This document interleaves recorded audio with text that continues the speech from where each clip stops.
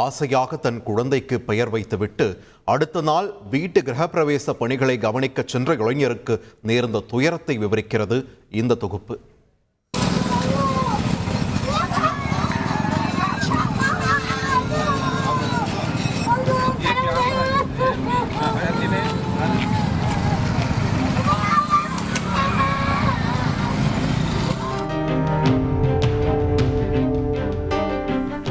சாலையின் நடுவே கூட்டமாக இருந்ததால் என்னவென்று விசாரிப்பதற்காக வயதான தம்பதி தங்கள் இருசக்கர வாகனத்தை நிறுத்தியுள்ளனர்.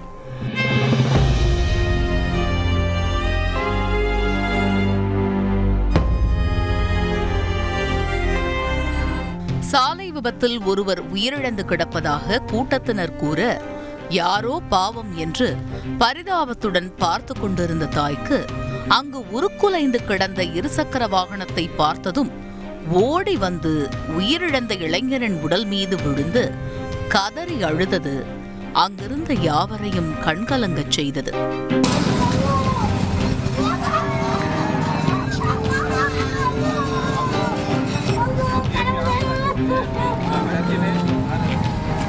திருவண்ணாமலை மாவட்டத்தைச் சேர்ந்த சிவசுதாகருக்கு தேவி என்பவருடன் கடந்த 2 வருடங்களுக்கு முன் திருமணம் நடந்துள்ளது.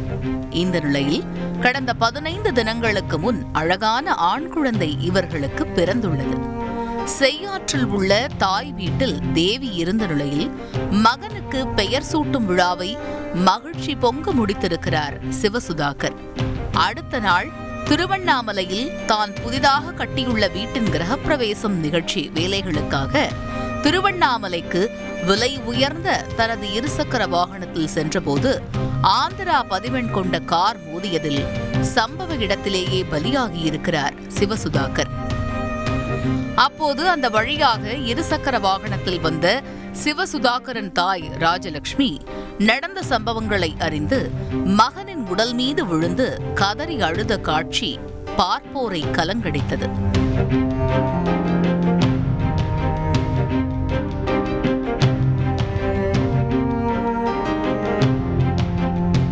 மகனை பறிகொடுத்த சோகத்தில் இருந்தாலும் தன் மகனின் கண்களை தானமாக கொடுத்திருக்கிறார் அவர். தனக்கு பிறந்த குழந்தையை சீராட்டி வளர்க்க ஆசைப்பட்ட ஒரு தந்தையின் கனவு ஒரு நிமிடத்தில் சிதைந்து போனது மீளா துயரம்தான்.